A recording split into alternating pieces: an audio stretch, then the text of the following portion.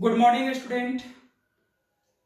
पिछले वीडियोज में हम लोग विद्युत आवेश से संबंधित कुछ बातों का अध्ययन किए। आज हम लोग दो बिंदु आवेशों के बीच लगने वाले विद्युत बल और विद्युत बल से संबंधित कूलॉम के नियम के बारे में अध्ययन करेंगे। जैसा कि 10वीं क्लास में 10th में हम लोग चुंबकीय बल पढ़े थे।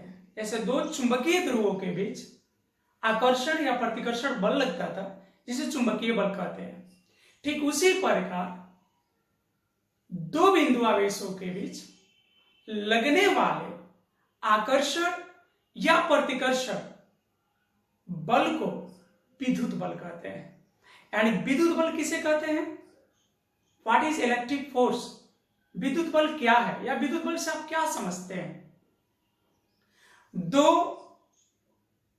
बिंदु आवेश के बीच लगने वाले आकर्षण या प्रतिकर्षण बल को विद्युत बल कहते हैं। तो सबसे पहले डिफिनेशन यहां लिखा हुआ है, आप नोट कर लेंगे। और अब ये समझते हैं कि विद्युत बल का प्रकृति कब प्रतिकर्षण और कब आकर्षण होगा। तो चुंबकीय बल में हम लोग पढ़े थे कि जब चुंबकीय ध्रुव समान होते हैं, जैसे उत्तरी ध्रुव या दक्षिणी ध्रुव, तो वहां पर जो चुंबकीय बल लगता था उसकी प्रकृति प्रतिकर्षण की होती थी। और जब उत्तरी ध्रुव और दक्षिणी ध्रुव की बात करें यानी विपरीत ध्रुवों की, तो वहां पे आकर्षण चुंबकीय बल लगता था। उसी तर्ज पे यहां भी होता है। यानी समान आवेश जैसे प्लस प्लस यानी धनात्मक धनात्मक या ऋणात्मक ऋणात्मक के बीच प्रतिकर्षण विद्युत बल लगता है, और विपरीत प्रकृति के आवेशों के बीच जैसे प्लस माइनस या माइनस प्लस के बीच आकर्षण विद्युत बल लगता है। तो इसको भी नोट कर लेंगे हम लोग। समान प्रकृति के आवेशों के बीच समान प्रकृति के आवेशों के बीच क्या लगता है? प्रतिकर्षण विद्युत बल यानी रिपल्सिव इलेक्ट्रिक फोर्स, प्रतिकर्षण विद्युत बल लगता है। ठीक है। और वही विपरीत, इसका उल्टा हो जाएगा, विपरीत प्रकृति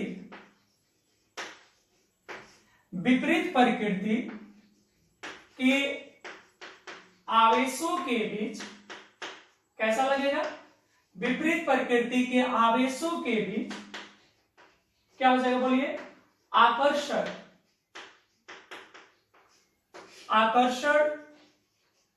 विद्युत बल लगता है। आकर्षण विद्युत बल लगता है। कोई प्रॉब्लम? याद रखेंगे इसको।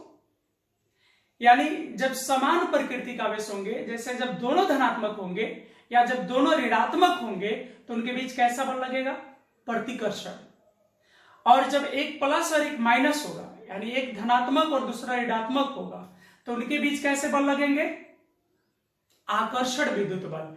यानी कहने का मतलब है कि अगर ये प्लस और दूसरा भी प्लस, तो इनके बीच क्या होगा? प्रतिकर्षण। क्या होगा? प्रतिकर्षण। अगर ये माइनस और ये भी माइनस, तब पर भी इनके बीच क्या होगा? प्रतिकर्षण। लेकिन अगर एक प्लस और एक माइनस, तो इनके बीच क्या होगा? आकर्षण। क्या होगा? आकर्षण। उम्मीद करते कोई प्रॉब्लम नहीं होनी चाहिए। चलिए ठीक है, देखते हैं आप कि विद्युत बल से संबंधित कूलॉम का नियम क्या है। ठीक है, आइए अब देखते हैं कूलॉम का नियम क्या है। कूलॉम साहब विद्युत बल के लिए क्या कथन दिए हैं? तो कूलॉम के अनुसार, वैज्ञानिक कूलॉम के अनुसार, दो स्थिर बिंदु आवेश, यानी जो आवेश होने चाहिए वह गति में नहीं होने चाहिए, दो स्थिर बिंदु आवेश के बीच, दो स्थिर बिंदु आवेश के बीच लगने वाले आकर्षण या प्रतिकर्षण विद्युत बल आवेशों के परिमाण के गुणनफल के समानुपाती होता है। मतलब दोनों आवेश के परिमाण को अगर बढ़ाया जाए तो उन आवेशों के बीच लगने वाले बल का मान भी बढ़ेगा। अगर आवेशों के परिमाण को घटाया जाए तो उनके बीच लगने वाले बल का मान भी घटेगा।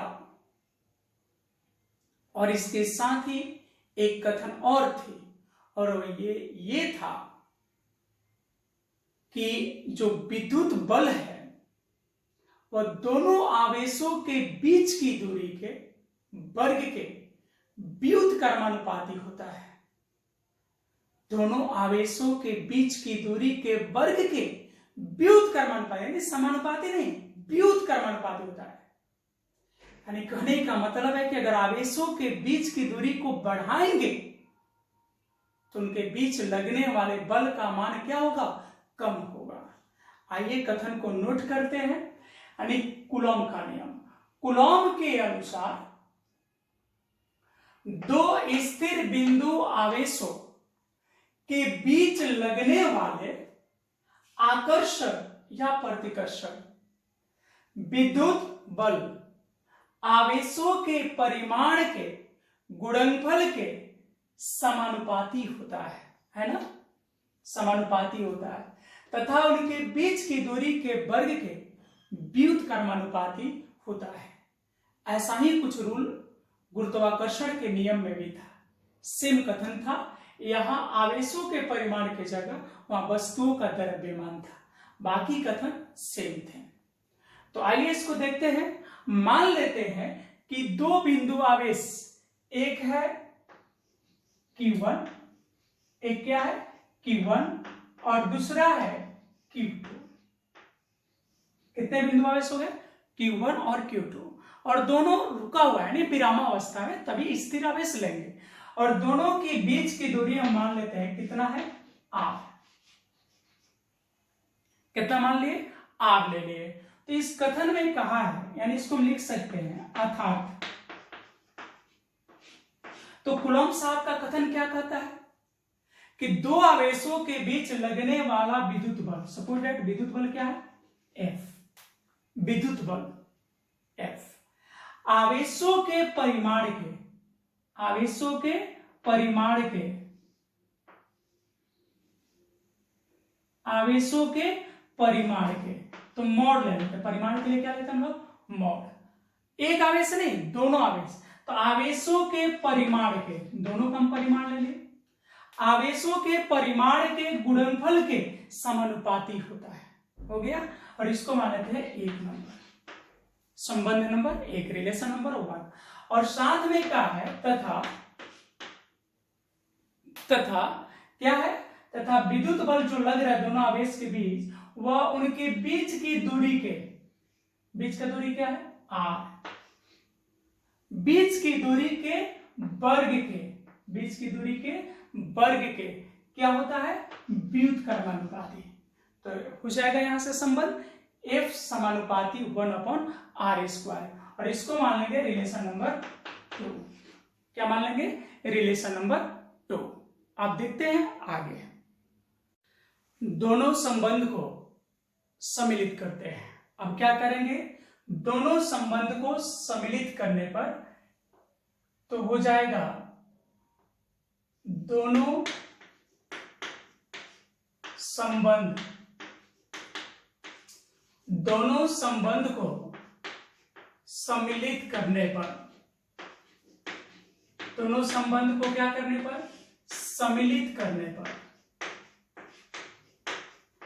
दोनों संबंध को जब सम्मिलित करेंगे, एक साथ लिखेंगे, तो हो जाएगा F समानुपाती mod Q1 into mod Q2, mod Q1 into mod Q2 upon R square. अगर अब इस समानुपाती नियतांक को हम इस संबंध से बाहर करें तो बदले में एक नियतांक आएगा। क्या आएगा बदले में? एक नियतांक आएगा, और इसको हम लिख सकते हैं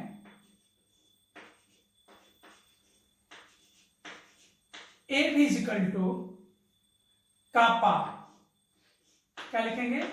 F is equal to kappa mod Q1 into mod Q2 upon R square. ये कापा है, जनरली ऐसे हम लोग के बोल देते हैं, ठीक है। चलिए के ही बोल के चलते हैं। तो F इजिकल टू के mod Q1 into mod Q2 upon R square. जहां के क्या है?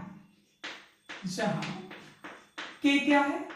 यहां पर के क्या है? तो यहां के एक समानुपाती नियतांक है, क्योंकि ये हटा है, इसके बदले में है। तो जहां के एक समानुपाती नियतांक है और इसे विद्युत बल नियतांक या कूलॉम का नियतांक भी कहा जाता है, और इसका मान हमेशा पॉजिटिव यानी धनात्मक होता है। साथ ही साथ के का मान इन दोनों आवेशों के बीच के माध्यम के प्रकृति और मात्रक पद्धति पर निर्भर करता है। यानी के का मान एसआई पद्धति में अलग होगा और सीजीएस में अलग होगा। के का मान अगर यहां हवा भरा रहे तो अलग होगा, अगर यहां पानी है तो अलग होगा, अगर यहां कोई अन्य माध्यम है तो उसके लिए अलग होगा, ठीक है। तो यहां पर लिखते हैं जहां के एक समानुपाती नियतांक है। के क्या है? एक समानुपाती नियतांक है। के क्या है? एक समानुपाती नियतांक है, तथा इसे क्या करते हैं? तथा इसे कूलॉम का नियतांक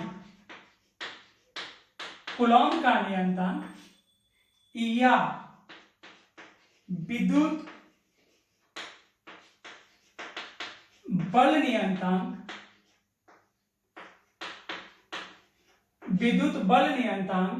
कहा जाता है।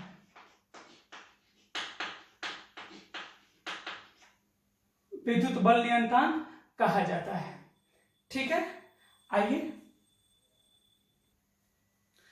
अब देखते हैं कि विद्युत बल नियतांक यानी के का मान किन बातों पे निर्भर करता है। तो देखते हैं के क्या था? विद्युत बल नियतांक है। के का मान उसी में लिखेंगे अभी। के का मान मात्रक पद्धति, के का मान मात्रक पद्धति और के का मान मात्रक पद्धति और आवेशों के बीच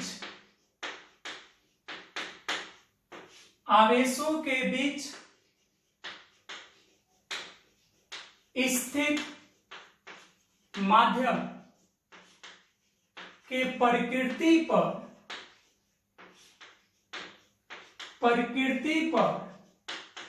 निर्भर करता है।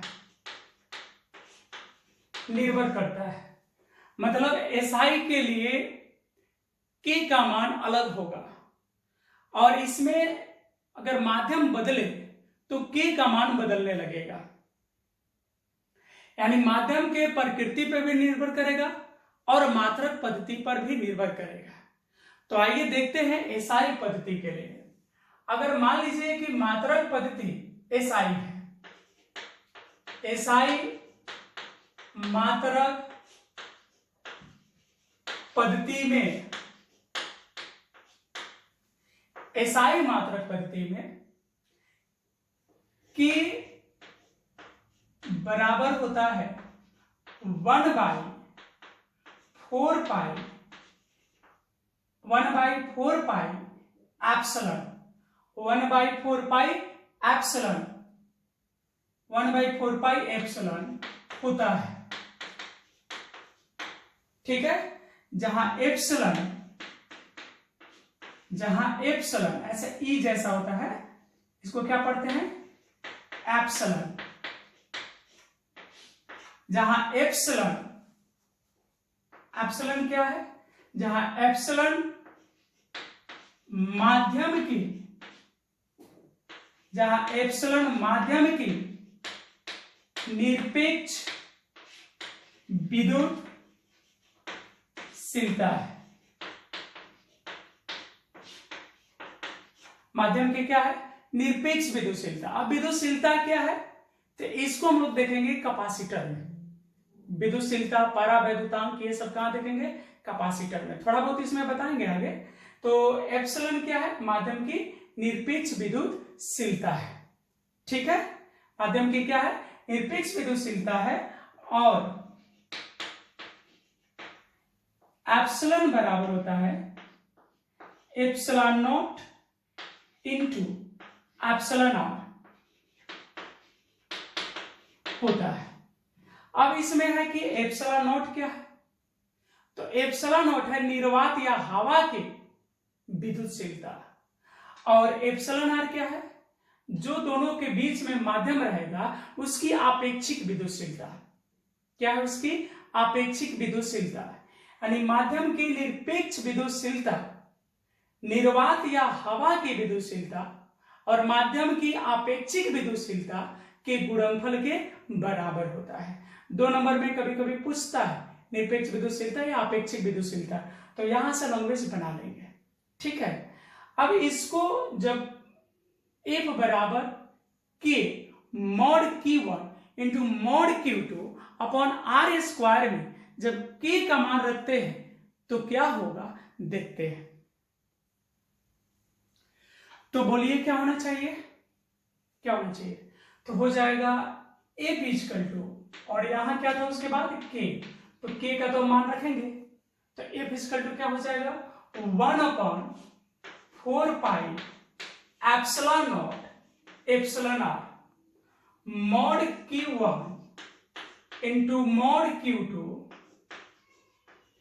इंटू मॉड Q2 अपॉन क्या हो जाएगा आर स्क्वायर।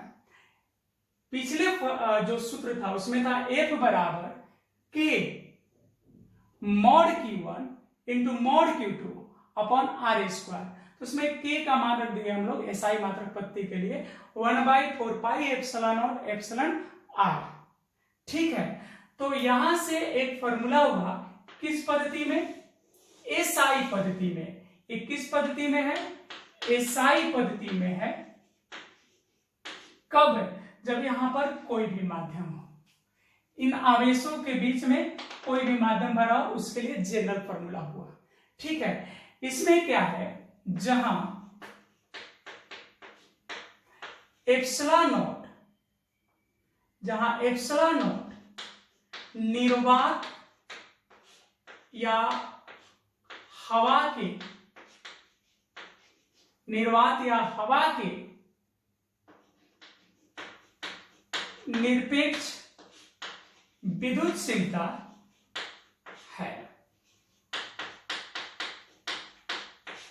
यानी इसमें एप्सिलॉन नॉट किसकी विद्युतशीलता है, हवा या निर्वात की, और इसका मान होता है, विद्युतशीलता है, तथा इसका मान 1 नंबर में पूछा जाता है एग्जाम में, याद रखिएगा, तथा इसका मान 8.854 कितना 8.854 गुने 10 के पावर -12 क्या होता है, -12, और मात्रक क्या आएगा, कूलम्ब स्क्वायर प्रति न्यूटन मीटर स्क्वायर होता है। ठीक है, क्या होता है, कूलम्ब स्क्वायर प्रति न्यूटन मीटर स्क्वायर होता है। और एप्सिलॉन आर माध्यम की, और एप्सिलॉन आर माध्यम की क्या है, आपेक्षिक, माध्यम की आपेक्षिक विद्युतशीलता है। एप्सिलॉन आर क्या है, माध्यम की आपेक्षिक विद्युतशीलता है, माध्यम की अपेक्षित विद्युतशीलता है। इसका मान हवा या निर्वात के लिए, हवा या निर्वात के लिए कितना होता है, 1 होता है। यानी एप्सिलॉन आर का मान हवा या निर्वात के लिए क्या होता है, 1 होता है। ठीक है, तो एक बराबर सूत्र किसी भी माध्यम के लिए हो गया 1/4 pi epsilon not epsilon R mod Q1 into mod Q2 upon R square. ठीक है, जहां एप्सिलॉन नॉट निर्वात या हवा की निरपेक्ष विद्युतशीलता है और इसका मान 8.854 × 10⁻⁻12 याद कर लीजिएगा कूलम स्क्वायर प्रति न्यूटन मीटर स्क्वायर होता है।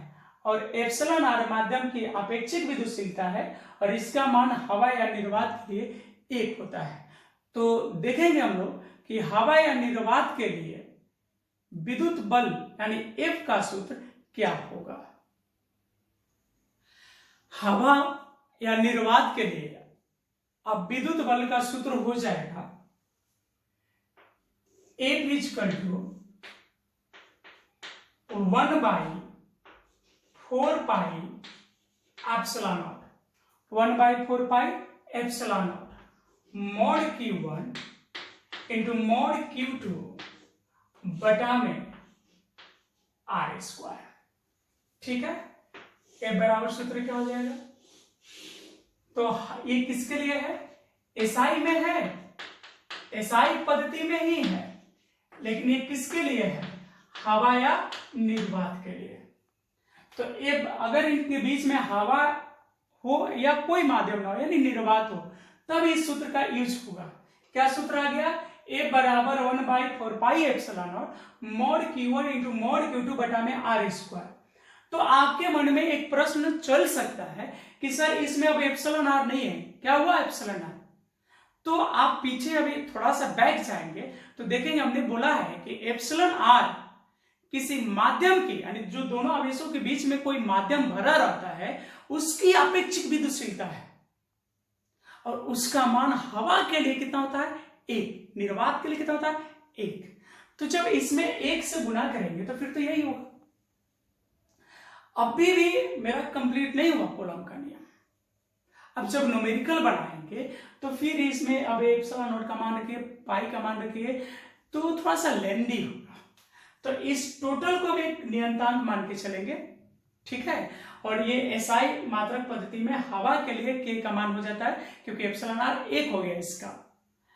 तो अब इसमें अगर एप्सिलॉन नॉट का मान यानी जहां पे अगर हम कहें जहां 1/4 पाई एप्सिलॉन नॉट यानी इसमें अगर हम 1/4 गुने पाई का मान होता है 3.14 या 22/7 गुने 8.854 गुने 10⁻⁻12 कूलम स्क्वायर प्रति न्यूटन मीटर स्क्वायर। याद रखिएगा इस वैल्यू को।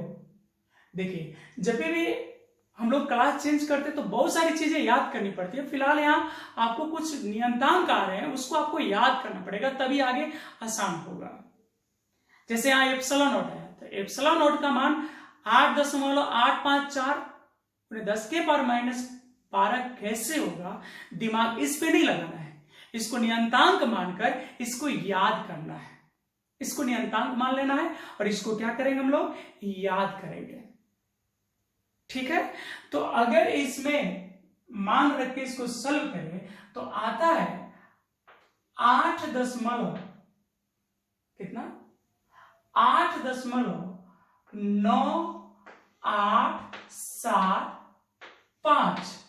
इसको सॉल्व करने में कितना आता है 8.9875 अब गुने 10⁻9 और मात्रक हो जाएगा इसका न्यूटन मीटर स्क्वायर प्रति कूलम स्क्वायर होता है। अब कैलकुलेशन में इतना बड़ा मान न लिख के इसको मैथमेटिकली थोड़ा आसान कर लिया जाता है सार्थक अंक के आधार पर, सिग्निफिकेंट फिगर का यूज करके। तो आपको पता है कि अगर इन सभी वर्ड को हम हटा दें तो ये 5 है, 7 है, 8 है, तो अगर लास्ट डिजिट पे बात करें तो मोर देन 5 से अधिक है, तो अगला में एक क्या होगा, जुट जाएगा। तो 9 में एक जुटेगा यहाँ पे, तो ये 1 0 हो जाएगा, तो फिर 0 यहाँ रह जाएगा, यहाँ 1 हो जाएगा। तो इसको कितना लिखेंगे, सार्थक अंक के आधार पे होता है जिसे लगभग, अब यही यूज होगा क्वेश्चन में, न्यूमेरिकल में, जिसे लगभग 9 × 10⁻9 न्यूटन मीटर स्क्वायर प्रति कूलम स्क्वायर माना जाता है। तो इसी पे आपका ज्यादातर क्वेश्चन बनेंगे कूलम के नियम का। कोई प्रॉब्लम है? नहीं। अब अगर बात करें तो ये तो एसआई के लिए हुआ। अब यहां से एक नोट कर लेते हैं, नोट सीजीएस पद्धति में, किस पद्धति में, सीजीएस पद्धति में के यानी कपा, के का मान 1 होता है। कितना होता है, के का मान 1 होता है, यानी कपा का मान कितना होता है, 1 होता है। तो यानी अब आपका सूत्र हो जाना चाहिए 1 बराबर के का मान 1 कर लीजिए, तो mod Q1 into mod Q2 अब घटा में R²। ये फॉर्मूला तब होगा जब सारे आवेश और दूरी का मान, यानी बाकी जो भी डाटा है ये सब, ये किस में दिया रहे, सीजीएस में दिया रहा है। किस में दिया रहा है, सीजीएस में। यानी ये भी हवा के लिए है, लेकिन किस पद्धति के लिए, सीजीएस के लिए है। ठीक है, देखते हैं और आगे। तो कूलॉम के नियम में जो 3 राशि हम लोग को अनजान लगा, यानी जिसके बारे में नहीं जानते हैं, उसके बारे में एक बार फिर से चर्चा करते हैं। तो 3 जो अलग अलग राशि है, एक था epsilon, epsilon not, epsilon R. यही 3 राशि जो थे थोड़ा दिमाग को भ्रमित कर रहे हैं। तो एप्सिलॉन क्या है, एप्सिलॉन है किसी माध्यम की निरपेक्ष विद्युतशीलता। क्या है, किसी माध्यम की निरपेक्ष विद्युतशीलता, बहुजल्द विद्युतशीलता या परावैद्युतांक को हम डील करेंगे, लेकिन अगले वीडियो में, कूलॉम के नियम में नहीं। वैसे अभी फिलहाल याद करके चलेंगे आप, एप्सिलॉन क्या है, किसी माध्यम की निरपेक्ष विद्युतशीलता, और एप्सिलॉन नॉट जो है हवा या निर्वात के लिए विद्युतशीलता है। एप्सिलॉन नॉट क्या है, हवा या निर्वात के लिए विद्युतशीलता, और इसका मान कितना होता है, हवा या निर्वात के लिए विद्युतशीलता, और इसका प्रयोगात्मक मान होता है 8.854। क्या, 8.854 × 10⁻⁻12 कूलम स्क्वायर प्रति न्यूटन मीटर स्क्वायर। ठीक है, और एप्सिलॉन आर है माध्यम के आपेक्षिक विद्युतशीलता। कभी कभी एक नंबरिया में एग्जाम में जब बैठेंगे हम, तो बोर्ड एग्जाम में ऑब्जेक्टिव में पूछे जाते हैं कि हवा के लिए आपेक्षिक विद्युतशीलता यानी एप्सिलॉन आर होता है, कितना होता है, 1।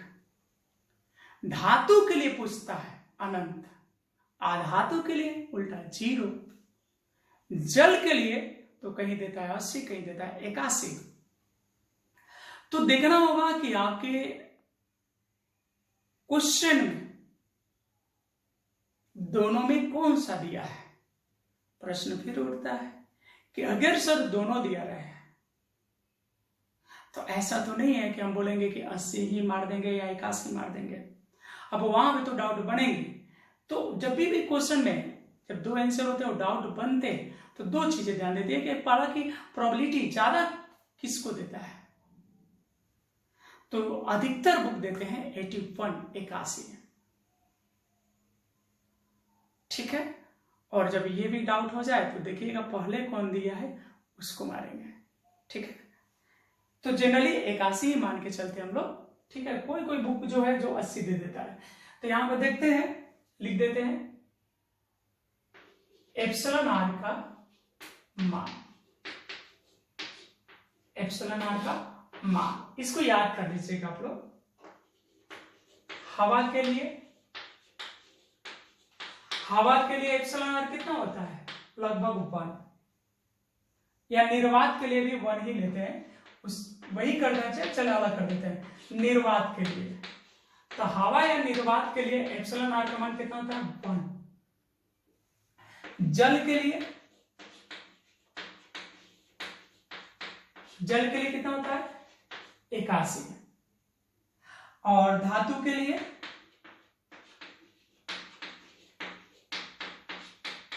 अनंत,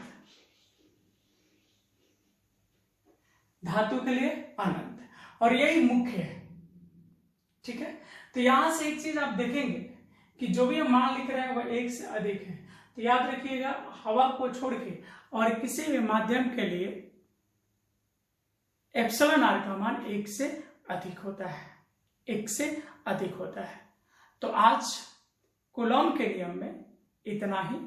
अगर फिर भी डाउट बनता है तो बताइएगा कमेंट बॉक्स में।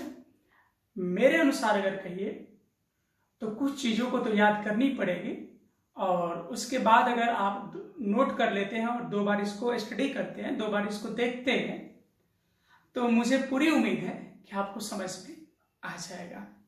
और ये बोर्ड के लिए भी इम्पोर्टेंट है और इलेक्ट्रोस्टैट के लिए तो बहुत इंपॉर्टेंट है, क्योंकि इलेक्ट्रोस्टैट के अधिकांश थ्योरी कूलॉम के नियम पर आधारित है।